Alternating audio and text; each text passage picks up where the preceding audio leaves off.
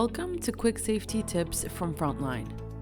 OSHA Standard 1910-178 states, an evaluation of each powered industrial truck operator's performance shall be conducted at least once every 3 years. This includes forklifts, as well as any other type of pit like reach trucks and order pickers. Aside from the 3-year recertification process, OSHA requires a forklift training refresher when an operator is seen using the vehicle in an unsafe way, if an operator gets into an accident or is involved in a near miss, when an operator fails an evaluation, or if there is a major change to the equipment or the facility that may impact the operator's safe driving abilities. Using a learning management system is an easy way to track forklift training and to ensure compliance with these guidelines.